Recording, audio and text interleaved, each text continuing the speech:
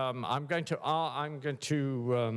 ask Marta Garcia Alia, who's a journalist, an author, and like me, a radio person, to come and introduce her guests, which she's going to interview for the next 30 minutes. Thank you very much.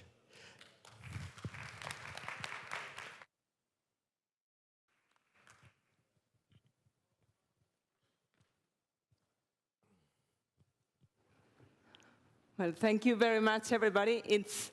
It's actually a pleasure and an honor to introduce you to Massimo Marchiori, who I have been talking to for the past hour and a half, and I can assure you that he's worth listening to. It's a very interesting person who actually is well known, or better said, well unknown, for being the person who invented the Google algorithm, kind of. He will explain you better.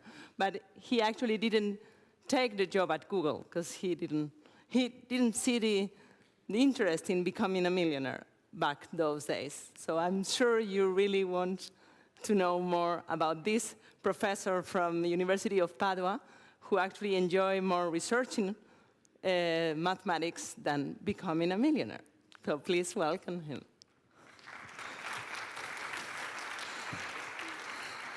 Just to reassure you of a couple of things. First, I'm not crazy. Okay, it's not like I don't want to be a millionaire. If somebody wants to give me a check with 1 million, I will take it. So I'm not crazy. Second, I didn't invent the algorithm of Google, but the forerunner of Google's algorithm. And then, of course, Page and Brin did. Revisions, a kind of modification, and then, most of all, build the empire, which is a completely different thing, but just having the sketch of an idea. So just to precise with a couple of things. Since the form of the interview, I usually find it rather boring when just... Thanks for that, Massimo. No, sorry. No, I mean, not for us, for the two of us, but in general, we agreed on this, but it might be better maybe if I show you some pictures just to introduce a bit the kind of topics that we might want to talk later.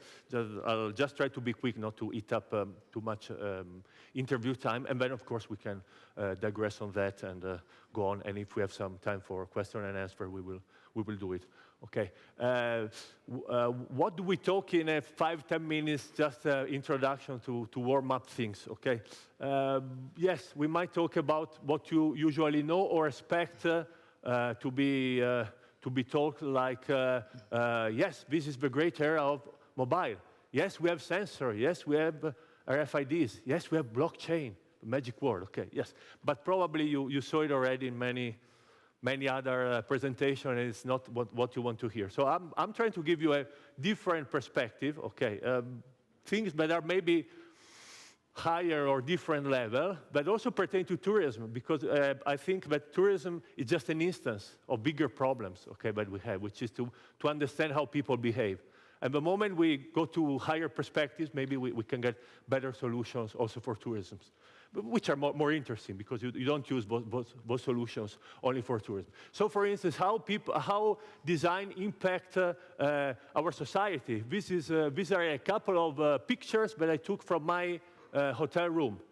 Very nice hotel, Barceló, Oviedo, just 50 meters from here. This is the chair in my room. Okay. Very beautiful. It's an art and design hotel. Very nice. But you see this chair. It's a terrible pain to sit, because as you see, there's no back. But it's beautiful. It fits wonderfully under the table. So the designer thought this was a beautiful thing to give to people, but it might look beautiful, but it's not useful. Okay. Second thing is the washing basin. It looks like a normal one, but see what is in front.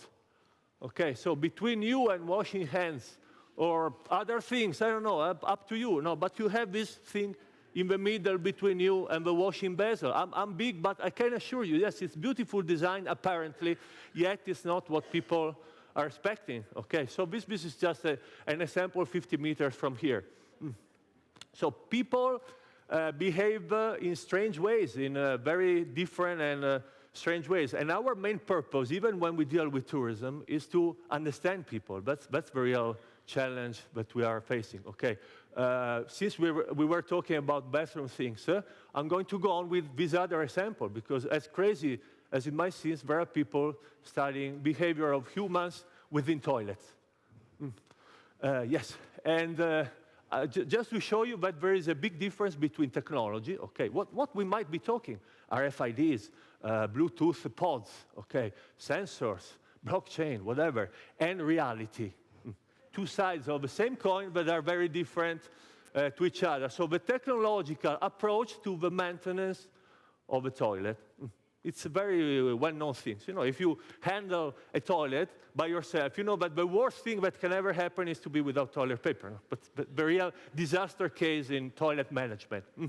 So what you do is you are smart and technological, and you use two toilet paper bins, okay, or pieces. Because technology tells you, okay, the user, me or the guest, will use the first toilet paper and then go on to the second, okay? That's the technological aspect, but clashes with society and the actual behavior of the people. Because in most of the time, this behavior is a disaster, as you might have experienced, because people behave in seemingly irrational ways. So what the most average behavior is that people try this kind of paper roll, okay, they go on until a certain percentage that has been studied, okay, and then they tend to switch to the other roll, and then the moment that roll is more or less similar to the other, they alternate, and the eventual disaster is that both rolls are almost empty or empty, and you are facing the big discrepancy, the big difference between technology and society, okay? Technology is telling you this is a perfect way to manage your toilet. Society, people behavior, is telling you this something is going terribly wrong, okay? So this is just to introduce you to the real problem that we have to face even when dealing with tourism. But the behavior of people is seemingly completely irrational, okay? And what we have to do is really to make people live better and to enjoy better experience, we need to understand people and not just technology, okay? It's the biggest error you can do is to think that technology alone is enough. We are modern. We take smartphones, iPods, blockchains, whatever. No, it's not enough. And that's the biggest error in our modern society, to view technology as a black box compartment, okay? Think of traffic. Traffic is also an instance where we are struggling with this problem, okay, the queue in traffic, since ages. Do you see the end of this? I don't see it. Even with autonomous vehicles, it's not going to change in the next 5 years, maybe 10. Do you see the end? And the problem is not the cars. It's not even the streets. Streets are not so bad, as it might seem. It's us. It's our social behavior that is making the situation bad and worse. Okay? It's our fault. It's the mind of the people who is making the system working badly. So sometimes it's not just the technology, but it's the people, okay? So just very quick jump back in history. Google, okay? Google was the super leader of the technological world a few years ago. And then a very tiny player came. And it's always interesting to look back at society, because when Facebook came out, people were saying, this is just a stupid idea. It's silly. But what am I going to do? I'm going to put my picture for what? For talking to strangers, to other people. With friends, I already have friends. Why do I need a system like this? So all the critics were unanimous, crazy. You know, this is crazy. So the King Google had to face this, you know, servant, humble servant, Facebook. Okay, so it was a battle lost. Look at what critics were saying. It's always interesting. Okay, a lost battle. But then things started to change. And this silly thing called Facebook, because it is silly. Think of the amount of technology that Google puts within the search engine, okay? The effort they put to give us 10 meaningful answers, and the amount of technology that is in Facebook, okay? I can assure you, yes, they have technologies for scalability, but it's not really rocket science, okay? Still, this very silly thing started to get more and more attraction, and in 2010, we're now in another historical phase, because Facebook surpassed Google, okay, in the US. So that's a landmark in the evolution of our technological landscape. And it just didn't surpass it, it crashed it. Okay, because if you look at the amount of time that people spend on Facebook versus the amount of time they spend on the search engines, it's a blast. Facebook super wins. Okay, so you might ask why? Why a technology like this, which is seemingly nothing, wins, and wins by far? Okay, hey, why? Like Gran Hermano, Big Brother, okay, television program. You might have seen or known it. Okay, this is also a perfect example of apparently stupid things that got major attention. Again, here all the critics were against this TV transmission. Why should I lose my time of life, my lifetime, looking at strangers living in a room and doing their own business? It's crazy. Who is going to ever think about looking at this TV program? Huge boom. Okay, now it's in most of the cities, and it's going on. Okay, so you might wonder what actually drives the success of technologies like Facebook and so on, because the drivers that are here are probably also the drivers that occurs in other fields, like in tourism, like in our society, in our lives. So here you see various passions that have been measured, and the major one is the green one. Okay, you might wonder what is the main driving passion that keeps people glued to Facebook? It's reading people's messages. I don't know, it's watching other people's images. Okay, so it's not the content that brings people to Facebook. It's spying from the key lock. Okay, it's looking at what other people are doing. Not what people write. It's what people publish. They post on images. Okay, and this has been well studied since the introduction of Facebook, okay? And the key to an actually good propagation of information, think also of an advertisement. You have to advertise with beautiful geographical areas. What do? You put content, you say, look, we have this, that, and that here. Please, tourists, come to us. That's the Google way. You are trying to be smart. But sometimes you can just be simple as Facebook, okay? The key is not the content, but the emotions. It's the emotion who drive people more than the content, as crazy as it might seem. Okay, so there are a lot of emotions, but I'm just showing you the top three. These are the top three activators that drive people. They drive you to whatever it is. You're talking about tourism, you're talking about a new technology, a presentation, whatever. Surprise, interest, and fun. Surprise, interest, and fun. It's not content, the detail of your hotel accommodation, no. The facilities, yes, of course they matter, they count, but the main driver to people is this thing here. Okay, surprise, interest, and fun. Think also of what happened in other countries of the world. You know this guy here. There is something you might not have noted about this guy here, some terrible thing. Okay, he is, I will tell you the shocking things. Did you know that Obama is black? He's black. Plus with a second name, Obama. Not very US-like, right? Obama bin Laden. Yes, what was that name? Okay. Well, instead, look at the other opponent of Obama, no? Matt Romney. So that's the classical American you would vote for, right? Sure. Look, it looks American. Matt Romney, it has a beautiful second name, Romney, no doubt. He's American, you know. Confident, smart, the way you want a US president to be. Okay, so things start, and Matt Romney is winning. You see, Matt Romney is the green one. And then what happens is that Obama is the first president in the world to apply the rules that we have seen before. Push on emotions rather than just content, okay? And things get mixed, and at the end, Obama wins because of the first media campaign based on emotion and not just on content. Okay, I'll try to be quick. So these things are monitored. They happen every day, and they apply to everything: advertisement, tourists, competition. Okay, everything. Also, another thing very important to note is beware that the data that we're collecting might be different. An average is an average. Okay, like statistics used to say. Okay, a statistics tells you that somebody that has the head in the oven and the foot in cold water has a perfectly normal temperature. That's a statistics, right?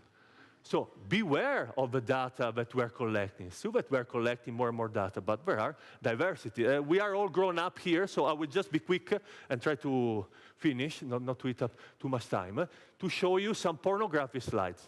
Okay. Somebody had to do it, but we are all over 18, right? To show you the gender differences. Okay. This is a book, Porn for Women, by famous photographer Susan Anderson. It shows you different perspectives. This is taken from the book, Breakfast is on the Table. How will you have your outfit ready in 5 minutes? It's really porn for women. Okay. I like to get to these things before I have to be asked. We are different. There's nothing bad in this. We are different people, different attitudes. So you might have seen this slide floating around the internet, okay, the difference between men and women, okay? And I can tell you, the funny thing is that these things now have been measured, and it's more or less like this. We men have very few handles, I didn't say anything, and women have many more, okay? The amount of time, it's the same, but we share our time in different activities, okay? So you have to be careful when you measure and you use data, okay? For instance, this is an example taken from commerce, IKEA. IKEA had and used to have, even now, a personal assistant, which is a nice idea, no? Instead of going to a website and just ask for, I don't know what, I ask a personal assistant, which can answer me. I can start a conversation, okay? A few people know that this person here, Anna, from IKEA, was not the first version. The first version of Anna of IKEA is the one at your left, the blonde one. Only that something strange happened. When starting a conversation with the blonde, male customers started to talk about sex. The technology was there. It's the same technology. It just didn't work well, okay? So they studied a bit, and they released Anna 2.0, okay, a bit different color, and our strange mind here makes us think less about sex with Anna 2 rather than Anna 1, okay? It's all about technology as strange thing. So summing up, I'll give you some hints of the general orthogonal problems that you find behind the realm of tourism and that you can apply to tourism. How to design a successful user experience, okay? The worst and most difficult thing to do is you take your pool of users, your classic pool of users, and you try to develop something that suits them. Yes, you can do it, but then it might end badly for the reasons we have hinted before. Do this other thing. If you have a few of these people available, older generation people, treasure them. We are losing them, okay? Because we are going to get all native digitals. Treasure them, because take one of these people, take a new technology you have or a new approach to smart tourism that you have, and show them. Show it to these people, okay? It's amazing the amount of stares you will get from these people looking at you and say, why? Why are you telling me this? Why do I have to do this, okay? And the moment you try to explain them your reasons, you will find that most of the time it was just convenience. Because everybody does it this way. So there's no better way for sure, because everybody does it. No, it's not true. These people will give you hints, much more hints. If you don't have those people available, recent trend, work with kids. Take kids also into your pool of study. It's wonderful what kids can tell you, okay? Because kids are like us, like elder people. Only they have their emotions better and more, and they are much more explicit than us, because we don't tend to externate too much, okay? Kids tend to get bored easily, like us, just that maybe we don't show it up, okay? But they need some special input, and they will flourish, they will be triggered, okay? So whatever approach, even to tourism, that you are taking, take within your pool also kids. If it works for kids, it will work magic for grown-up adults. So don't undermine the power of kids, and don't just take your classic sample of tourism people, okay? Give them, remember, the three things that we have seen before: surprise, interest, fun, okay? It works for kids, it works for the kids within us. So this is a famous sentence about teaching things to kids by François Rabelais. A kid is not a vase to fill, but the fire too lit. Substitute kid with tourist, and you get the real key magical spell. A tourist is not a vase to fill with information, but a fire to lit. Try to lit the fire of people to get them entertained and to get them glued to your tourism experience. Thank you very much, and sorry if I took a few more minutes.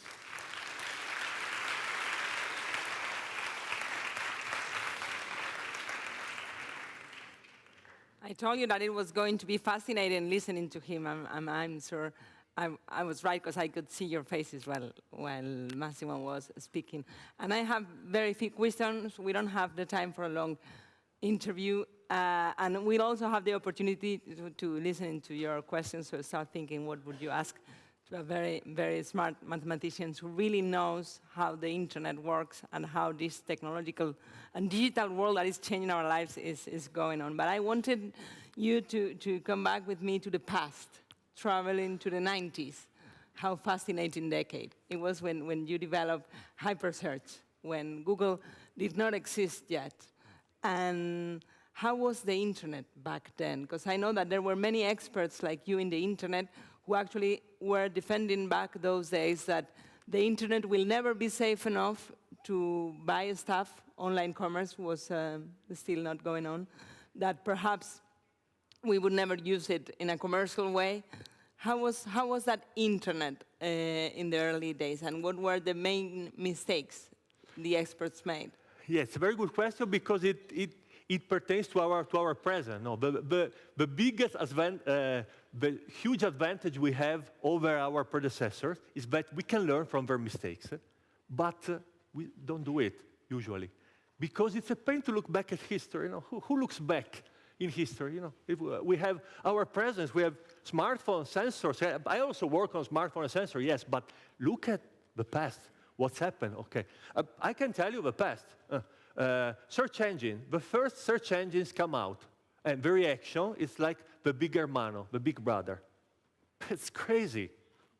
Who is going to work with this thing where you put some keyword, random keywords, whatever, and it gives you a list? It's a crazy idea. It will never work, because the best thing to do is directories. No, think of a directory of activities around here. No? A directory, ordered, where you list everything. No, that's the best way to present information. No, it's not the best way.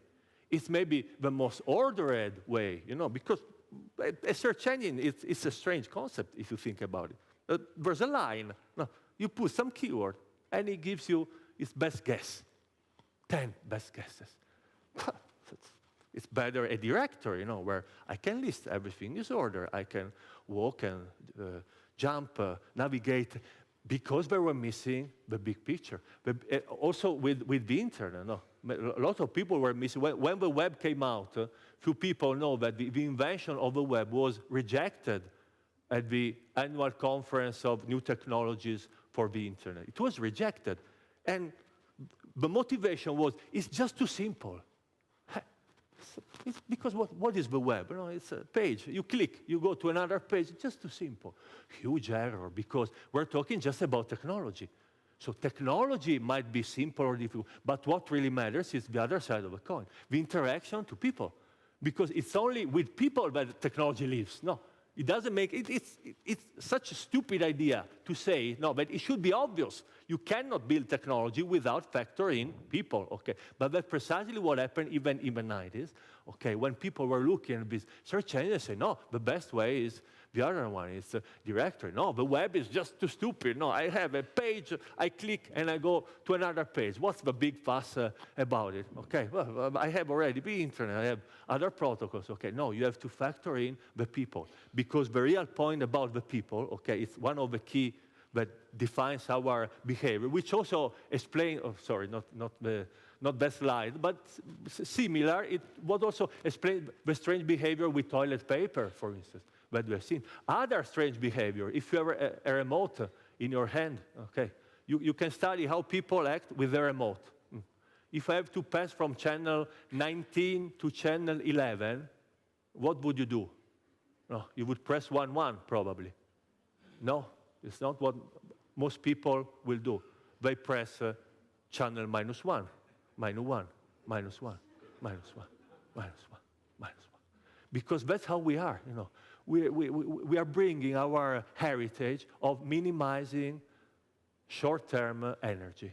Okay, it comes from our ancestors. Think of our ancestors. Now, what was the main working cycle of our ancestors? It was not look into a directory of tourism page by page. No, we have another heritage. Our other heritage was find some food, survive, sleep. Oh, that's the working cycles we had, and we still have it. We try to minimize short-term effort and short-term energy consumption. So what happens is, if I have a remote, you know, it would be much quicker to press 1 or 2 digits, but we don't do it because no, the shortest term reasoning we have, what is easier? Minus, minus, or plus, plus, plus. It's easy. We lose the long-term perspective, and we are stuck into our big heritage of short-term perspective, okay? Because think, I have to pass away from my low-energy moment and do the big step. Look for a number out of 10 figures. Oh, my God, you know. And so, no, minus, minus, minus, minus, okay? Up to 9 times people do it. If you wonder what is the average, okay? Beyond 9, you know, something inside our mind says, well, maybe it's better if you look for these 2 down figures, okay? But it's usually minus. It's the same kind of reasoning with new technologies, okay? We are stuck with present technologies, and we don't see the possibilities because we don't want to see the possibilities because our brain works like low energy effort in the short term, not in the long term. It's nobody's fault. It's the caveman inside us. Okay, and this heritage that we're bringing defines our own society and also the way we impact with new technology and approaches also to tourism. I would like to know if there are any questions in the public. While I see you're raising hands, let me ask you last question, and that is about the future. What this remote control mindset, laziness, drive us to the future? What are the risks we are undertaking in our privacy, in our way to reacting with technology that could be a danger in the future with the big data and the internet? Yeah, I mean, this is our, this is our Achilles heel, no? Low-term shortage of energy. We want to consume very little, okay? It's the same, it has pros and cons, okay? But the good part is that if we know this, we can take advantage of this. Are we developing a new strategy for tourism, a new website, okay? A new web app, take into account that, even if it's technologically perfect, you say, I see beautiful apps from the technological viewpoint that are a nightmare from the user perspective, because users don't want to think. We don't even think when dealing with a remote, okay? Think about dealing with an app, okay? So take that lesson. You have to develop things going towards zero energy, okay? Drive the user, drive them. Don't make them think long-term, just short-term. The other side is the dangers within this heritage that we're bringing. Think about privacy, you know? Privacy, one definition of privacy given by a famous constitutional judge in the US was privacy is a luxury of the modern age, okay? It's a luxury. Because we don't think about privacy. Why? Because privacy is long-term. It's a long-term reasoning. The effect of your loss of privacy, loss of data, you know, that you are giving out data, you don't see it the next minute. Okay, you see it maybe next year, maybe in 2 years, maybe when you go to a bank and they tell you, no, sorry, because we grabbed your data and we saw that you don't have money and you are in a risky proposition. We don't give you a health policy insurance because we checked your big data, because you gave consent. And you don't realize until it's too late, okay? So be careful also of the other implication. But since we have this reasoning, some people can do good things for us, and we should all do good things using this key feature that we all have. But also there is the other dark side. There is always a dark side, okay? And the dark side is other people can profit from this situation. So we have to be careful and also to explain to the people that there is this other danger, even if we make them think a bit more. But that's what school and education is for, right? Is there any question in the back? Yeah, I see a hand up there. Can I ask you to both stand and come to the front of the stage? I don't want to lose any part of you. Yes. I wish I was one of your students. If you come and stand to the front of the stage, Sure. and could I ask our technical crew, can you be setting up for the next thing whilst we're taking questions? Yeah. So stay there. Stay there. Now, it was the lady down here. Sorry, good morning. I am Adriana Galvani from University of Bologna, your colleague. Yesterday, I read an article on the newspaper here in the hotel, reporting some research from Scientific American Neuroscience Society, saying that after the Second World War, human intelligence has increased a lot, measuring year after year increasing, but since 10 years ago, human intelligence is decreasing every year to 2.5 points. It's a media, it's an average, sure. And in another conference in Milano 2 days ago, also I attended a scientist saying that if you give a computer to a monkey is increasing intelligence maybe in few minutes, but children who use every day tablet and so on are decreasing their intelligence because maybe they are used to save efforts, probably. This is very bad because this decreasing of expertise of human brain conscience or human brain activity is not bad, not good. Thank you. No, it's a very good question, and the answer, I mean, it has been studied, yes, also in other studies. The main factor that actually drives cognitive capabilities down is the use of multitasking. Okay, so because we are not born with multitasking. You know, I'm here talking to you. You know, we are at dinner, and then a message arrives. I have to look at the message, of course. You know, then another beep arrives. Oh, somebody writing me or WhatsApp, and then an email pops up. You know, and I exchange what I have to do for something else. We are not used to do it. We do it because we look for short-term minimization, and what is best but leaving our work for a WhatsApp message. It's like a piece of cake, right? I'm working, but then there's an email. Oh, maybe it's a new thing. Maybe it's a friend. Who knows? Let's check. And you leave the thing that you are doing. And then you have to get back. And our brain is not modeled to perform this way. Our brain was, if I'm hunting somebody, something for eating, I have to hunt it until the end. So we don't work multitask. We work monotask. But multitask has been a recent invention. It degrades our cognitive capabilities. At every age, that's the worst thing. So what, for instance, I do and other people is take out part of your time, even 1 hour per day, okay, disconnected from the internet. I know it sounds crazy, you know, but you can do it. You can stay 1 hour of your day disconnected. As crazy as it might seem, your cognitive abilities will go up. It will be the best, most creative moments you will have. It's hard to do it because it's a drug. It's like a piece of chocolate cake, okay? But you can do it. If you manage to do it, you will see your productivity. Your sons, your children, your colleagues will grow up. Just try to relax and take your time out of multitasking craziness that degrades cognitive capabilities. Thanks very much, Massimo. I think we ran out of time. Marta, look. Yes? You and I are both radio people. We have to interview people, yes? Yes. He would be impossible. He was so interesting, we couldn't interrupt him. Marta and Massimo, thank you so much. That was wonderful. Thank you very much.